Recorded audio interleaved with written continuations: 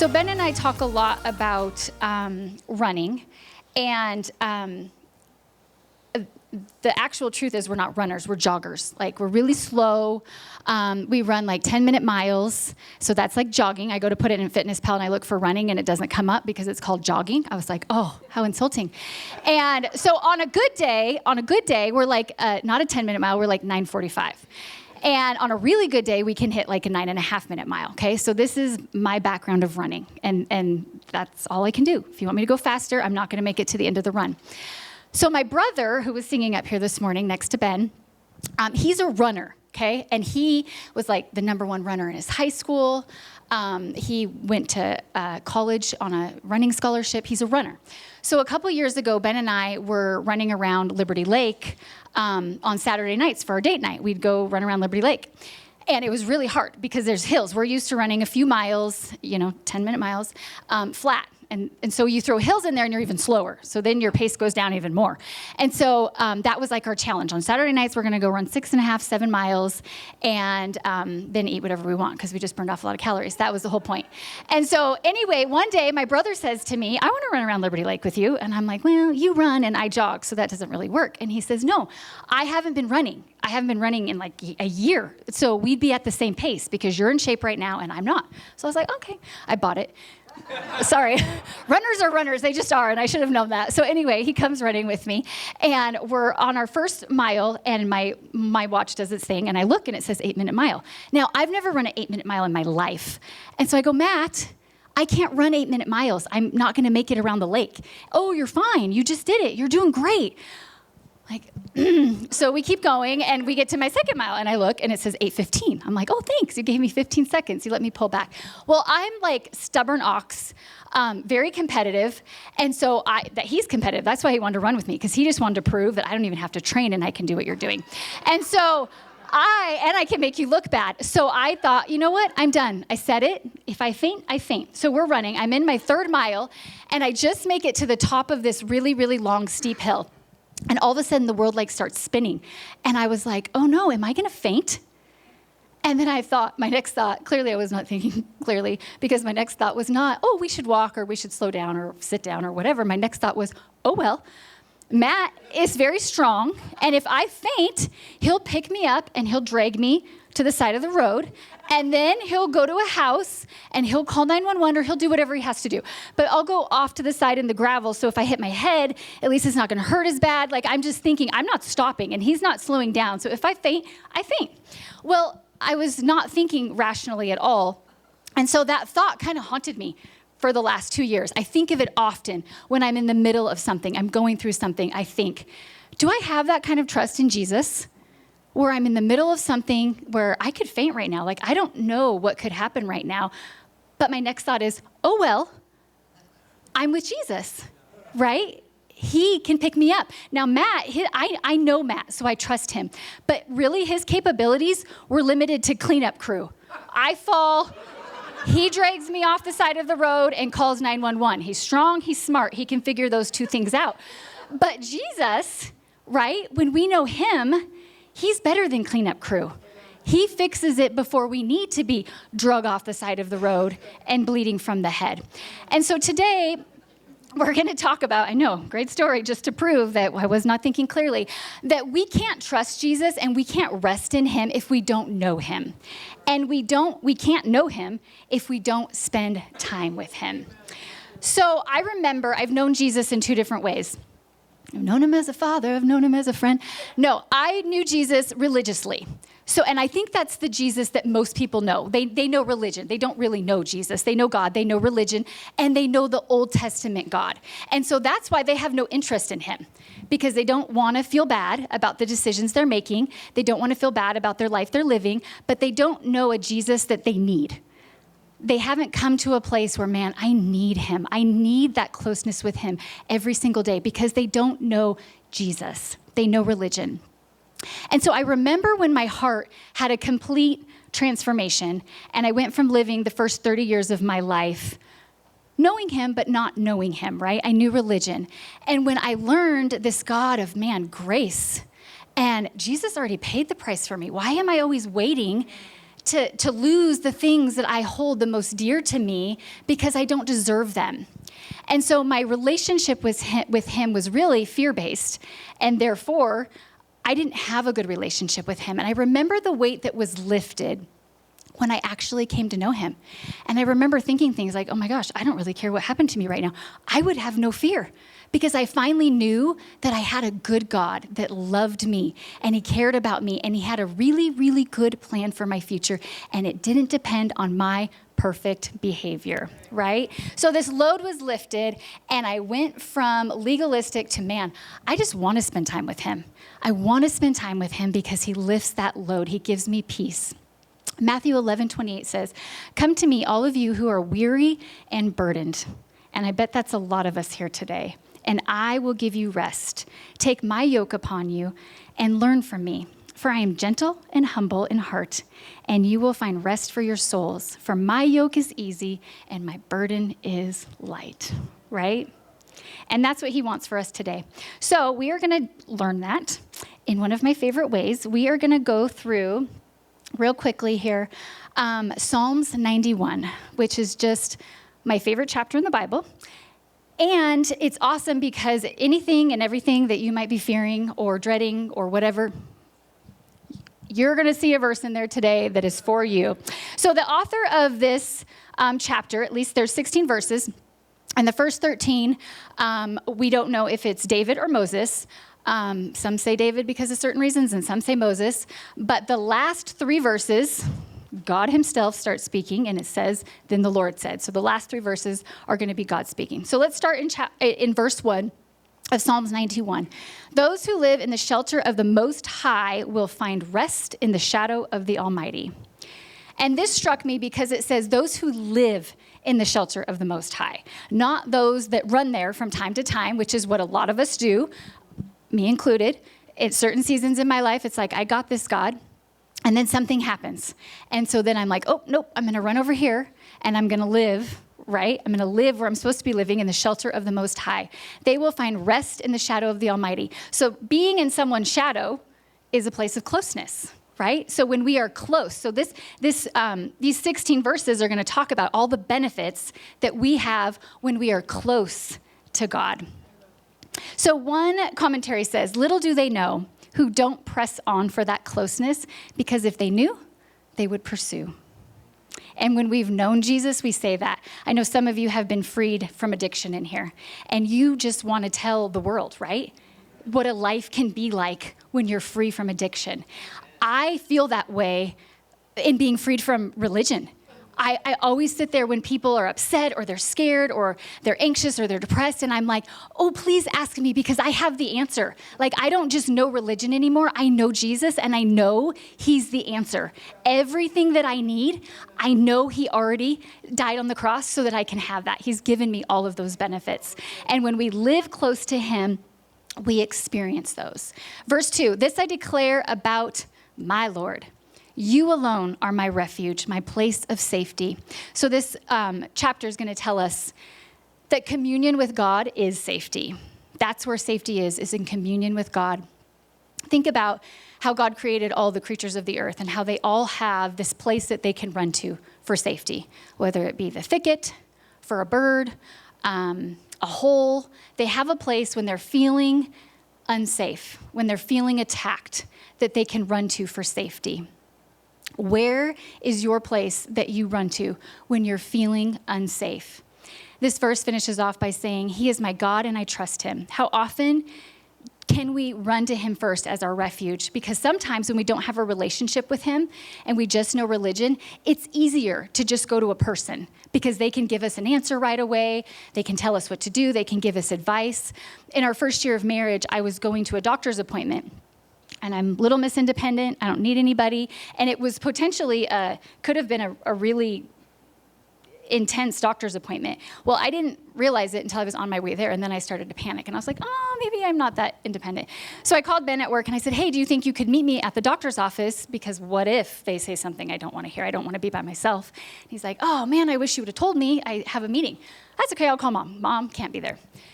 So then I'm like, well, I'm going to start down the list because someone's going to be there with me today. I'm not going by myself. And I instantly heard from God.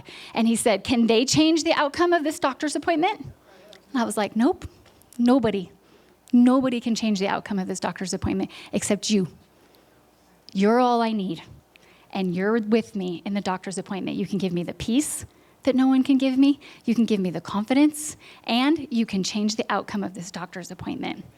So are we at a place in our relationship where we run to everybody else first? Or do we know because we're in a place of closeness that we're like, he's all I need. He's all I need because he's the only one that can change it.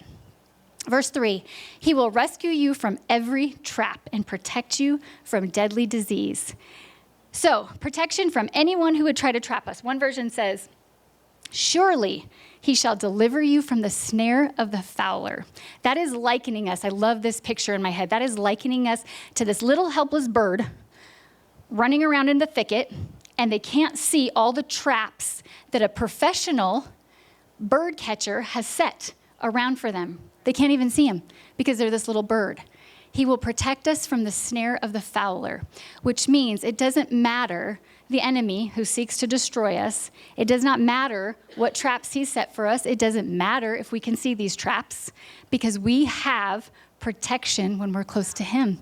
He can tell us, no, let's go around that trap, right?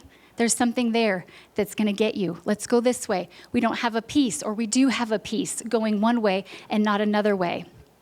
And he'll protect us from deadly disease. So this verse is addressing the enemy's assignment for both the physical and the spiritual. And he's saying, I am ensuring you deliverance from all harm. All harm. So walls can't keep out sickness and disease. A lot of versions keep talking about this disease as pestilence, which is a deadly and overwhelming disease that infects an entire community. But God can keep him out. So when we're in a place of closeness with him, that's where we have peace of heart and mind. We could be walking through a disease, but we still have this peace because we know we're going to make it to the other side. Verse 4, he will cover you with his feathers. He will shelter you with his wings. We can't even imagine a shelter like this. I like to picture this mama eagle who's sitting up proud, and she's got all of her babies under her, and the storm is just a raging in her face. And she's just sitting there, and it doesn't matter. It could be hurricane force winds, and she's not going anywhere because her one assignment is to keep those babies safe. And so she's sitting there in the middle of the storm, and she's taking the storm for these babies. And a whole other story is happening underneath. These babies are probably sleeping, right? They don't even know that the hurricane is swirling all around them because they are in a place of safety with their mom. Now, it says that he'll shelter you with his wings. So these babies are underneath their mama's wings. But if a baby is running around out here, mama can't shelter him. And so to me, this is a reminder of, I want these benefits. I want to live in this, but do I choose to live in a place of closeness to him? When he says, no, this isn't the relationship for you. No, this isn't the job for you. You go to an interview and you're like, that's not the kind of boss I want to work for. No, this isn't the place for you to live. Or yes, this is. Do we listen? Because that's when we're in a place of allowing him to protect us. We're not out on our own saying, I tried religion and I tried God and it didn't work.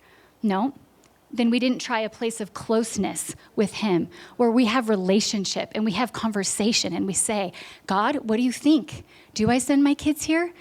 Do I go there? Do I work there? You know these things. And when we're in a place of closeness, he can shield us from those things. His faithful promises are your armor and protection. So we have to know these promises. If we don't have these promises, when we're in the middle of the battle, we're literally just flying around.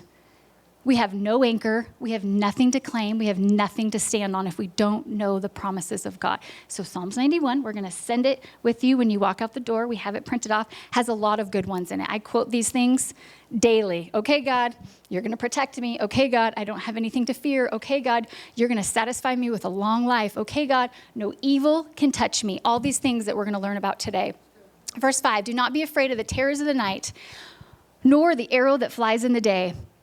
To me, one of the biggest gifts that I've received from Jesus is salvation and then not being afraid. Isn't that what the world seeks after in every way? Drugs, alcohol, relationships, money. They're seeking after this peace that they can never find. They're seeking after this rest that they can never find. And that's when we want to say, ask me, right? I know where you cannot be afraid. I know where you can live and literally be in the middle of the valley of the shadow of death and know that you have nothing to fear because he's with you.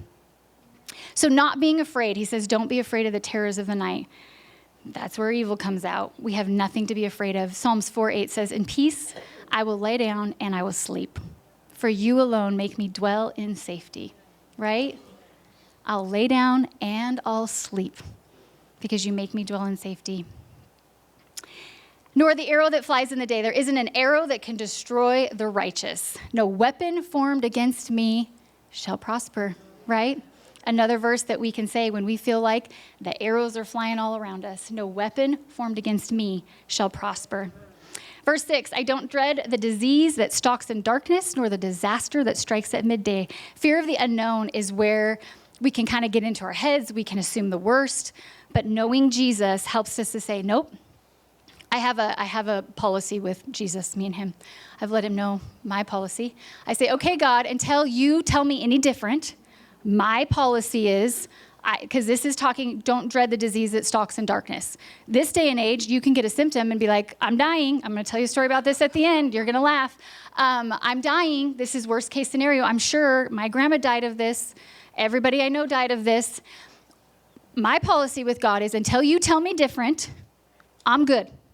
Okay, and that's what I tell him. I'll have a symptom in my body, and I say, okay, God, I'm giving it to you. Thank you that I'm healed and whole. And you're going to have to make it really clear if you want me to go to the doctor. Otherwise, I'm not going.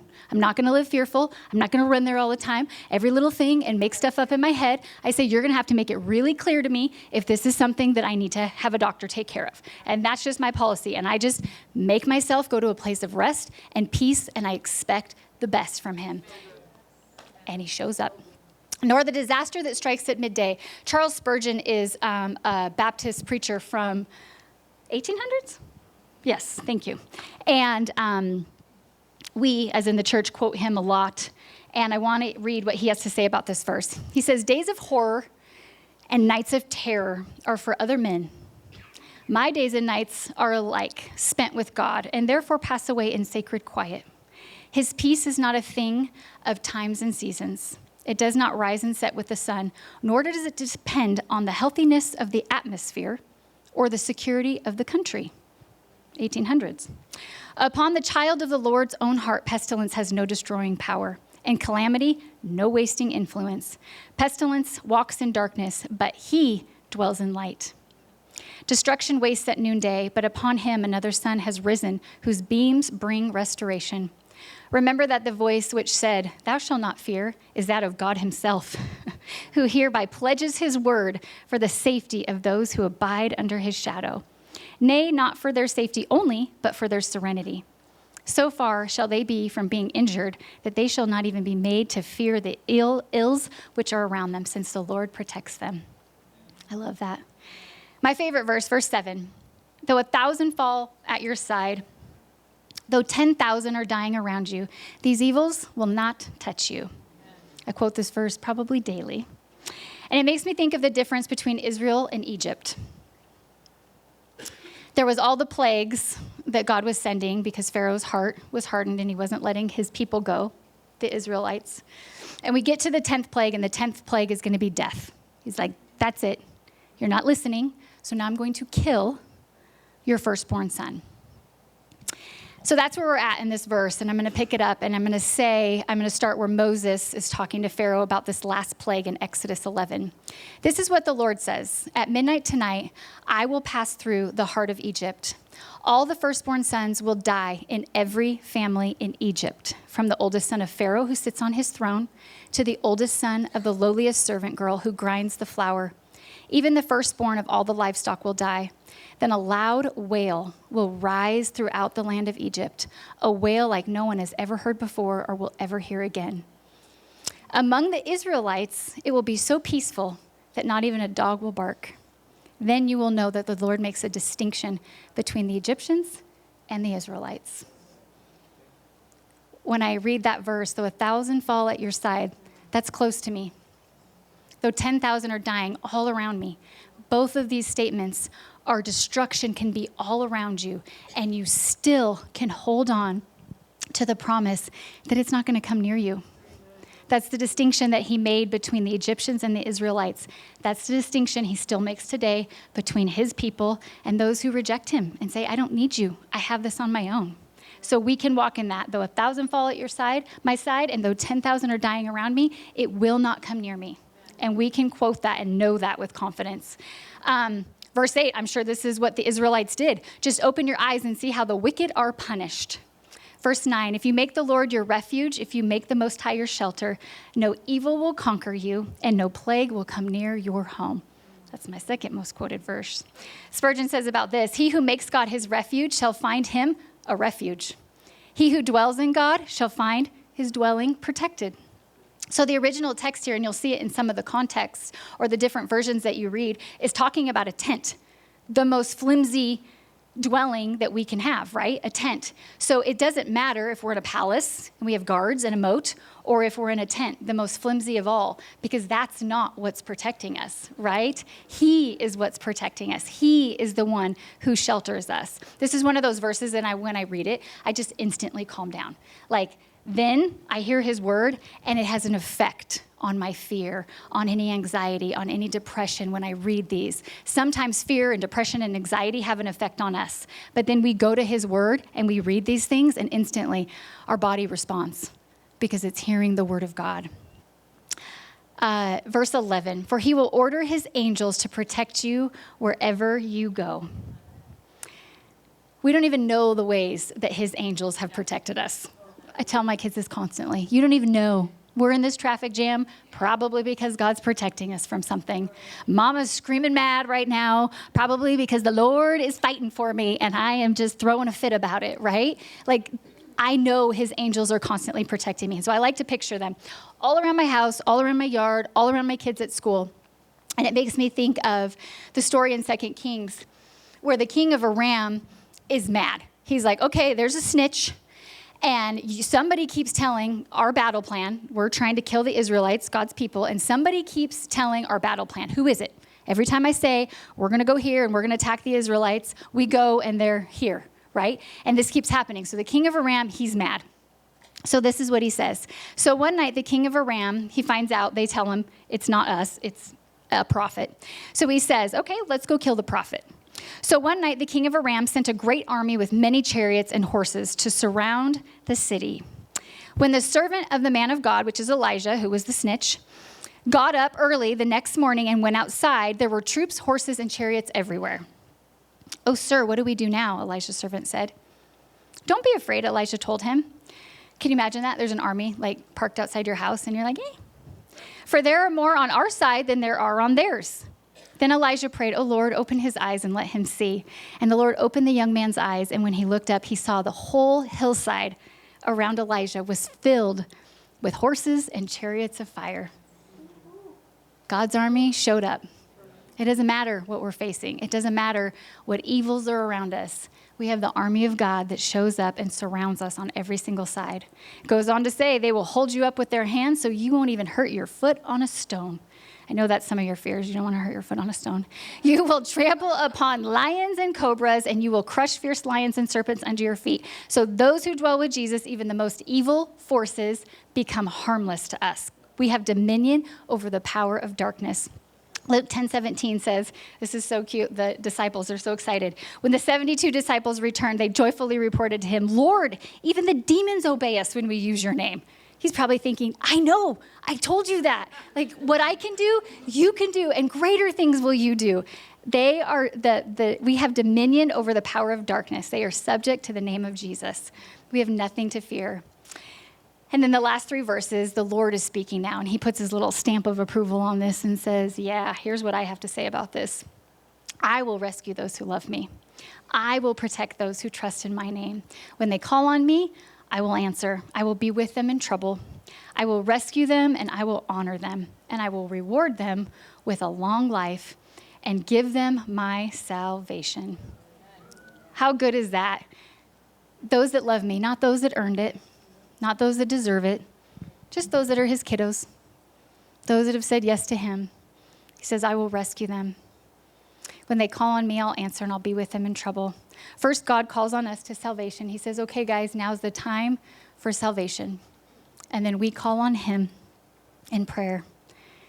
We honor him, and then he honors us. And he's always with us. It doesn't matter what we're going through. And I love the last verse. That's my other most quoted verse. With a long life, I will satisfy him. That speaks of someone that's going to be with Jesus, not because they're full of disease, they're sick of life, they're tired, they don't want to be here anymore. It speaks of someone that's satisfied. With a long life, I will satisfy him. So this is all great and easy, but sometimes we're in the midst of battle, and it doesn't really play out like this, and it is a battle in our brains.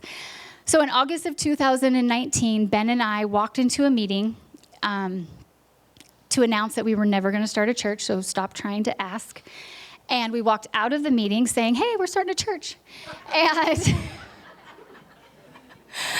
And it was really funny. And we were like, that's hilarious. We've been saying no for 20 years, and now we're like, oh, okay, yeah, that's good. It was like God literally showed up in this meeting and told us, why we were starting a church, and no, you are starting a church. And you're doing it in Otis Orchards. We're like, Otis Orchards? What's in Otis Orchards? Barns. Like, I don't think there's buildings in Otis Orchards. I don't know that we can do it here. And so we knew we were starting one, and we knew we were going to start it in Otis Orchards. And it was Bodie's birthday, so I remember it was the middle of August. By the beginning of September, this is how the enemy works. I should be stepping into my dream. I'm so excited. I've achieved all that I've been dreaming about my whole life since I was like 3, saying I was going to be a pastor. The very next month, a couple weeks later, I get this just horrendous pain in my arm. Like, you can't touch me. It hurts so bad. And this is the enemy and how crafty he is. If it was in any other part of my body, literally, I don't think I would have even gave it a second thought. But 12 years prior, I had a mole on the back of my arm, and when it got tested, they said, we may have found some cancer, we're not really sure, so you have to come back and we have to cut out like a football out of your arm. So I have like this huge indent on my arm and scar on my arm from where they cut like this football of skin out to make sure there wasn't any cancer. So what does the enemy do? He shoots a dart at me and says, oh, it was cancer, told you. So 2 weeks after, we're going to plant a church. Oh, but I'm dying. Crap. Not good timing. Do you know how long I have waited for this? And so I don't tell Ben. Cynthia gets so mad at me. I always tell these stories, and I'm always like, yeah, and I didn't tell anybody. So I don't tell Ben. I don't tell anybody, because I know he's Mr. Faith, but if it came to me, he'd be like, oh my gosh, go to the doctor. I don't want you to die. And I'll be like, I cannot hear that right now. I already know I'm dying. So I don't say anything for months, and nobody can touch me. So I'm like dodging everybody as you guys come in on Sunday. Hey, because everybody grabs your arm, and I do it. I watch myself weekly. Hey, when they don't see me, I grab their arm. Hey. And so it would bring tears to my eyes if you would grab my arm. Like, my eyes would just well up. I couldn't help it. And so Cynthia's like, oh, I just didn't think you liked me. I'm like, yeah, I tense up and my eyes just like start dripping. No, I was just in that much pain. So we're months and months into this. And every day I'm like, okay, I'm going to take communion. I'm going to read Psalms 91. I'm going to listen to a message on healing. And then I'm going to just claim all the things it tells me to claim. And I'm going to rebuke all the things it tells me to rebuke. And I had like this to-do list.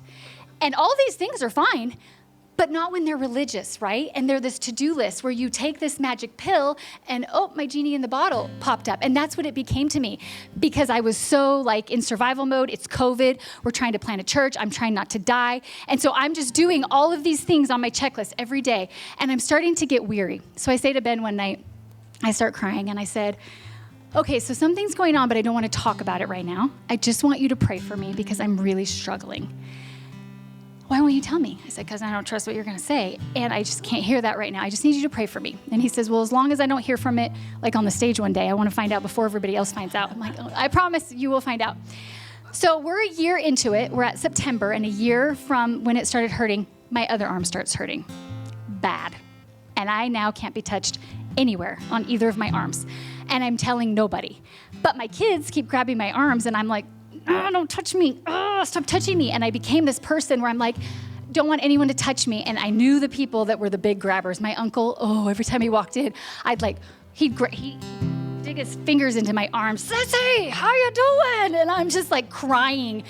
Good. And so I would see him coming and I'd grab his hand and I'd be like, hey, uncle. And then he'd go at me with his other hand and I'd grab his other hand and I'm holding his hands. I'm like, hey, like, don't hurt me. I'm in so much pain.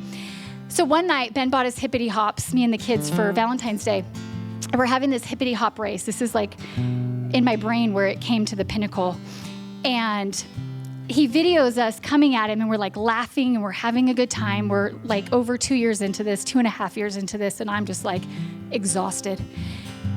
And one of them, we're laughing and we hit the couch where Ben's at, and one of them goes to fall off their hippity hop and they grab me. And I yelled so loud, ow! And I'm watching this video back and my heart just like breaks. I'm like, Lord, my kids can't even touch me. Like, I hate this. They don't even know why. Bad mom, that's why. Because I couldn't even tell them so they could walk through this journey with me or have them pray for me. Heaven forbid. I'm so scared that somebody's going to say something that I'm like, I cannot hear that right now. And so I'm protecting myself and my heart and my mind. And so I'm going through this alone. And I see this video of me yelling because my kids grabbed my arm to save themselves. And I'm like, Lord, I can't do this anymore. I'm so tired. And so I'm not gonna do anything anymore. I'm just gonna be with you. I'm not gonna make myself take communion. I'm not gonna make myself read Psalms 91. I'm not gonna make myself listen to this message. I'm just gonna do what I wanna do. I'm gonna read what I wanna read. I'm gonna take communion only when I wanna take communion. Like, I ruined communion. Communion is supposed to be a time of just remembering Jesus and what he did on the cross for you. That's what brings faith to us, not taking a magic pill and saying, did it work? And so I stopped. And I'd been in this battle, probably at this point, 2.5, 3 years. And I was like, okay, God, I'm just gonna give it to you. And I'm just gonna not do anything. I'm just gonna be with you. And I'm just gonna stop being afraid. I know you're taking care of me. And so I'm just gonna let you take care of me. And I remember one day someone grabbed me and I was like, that didn't hurt. I'm okay. And I slowly started to walk out of this where it hurt less and less and less. Because I stopped doing. I stopped stressing. I stopped trying to make something happen that I thought should happen. And I just said, okay, God, I'm going to give it to you, and I'm not going to worry about it anymore. Ben has a friend here that this just happened to, and he was frustrated for the millionth time about what he was going through and saying, it doesn't matter how hard I try, I can't beat this addiction. I can't beat what I'm trying to stop doing, I keep doing. And Ben finally said, you know what? Stop stressing about it. Because we were getting ready for this Be Before Do series. He said, you know what? Stop stressing about it. He said, I think you need to just not worry about all the addiction and all the stuff you're doing. Don't feel bad. Just start pursuing Jesus. And let's just see what happens. He gave him a book. And he came back to him so excited and said, not that long later, not only did it work and I stopped doing these things, my knee, which I haven't even been able to walk on, it's healed. And that's what God does. That's what being in the shelter, the shadow of the Almighty. Matthew 6:33, seek first the kingdom of God and all these other things will be added unto you. When we seek him first, when we draw close to him, man, everything else just takes care of itself.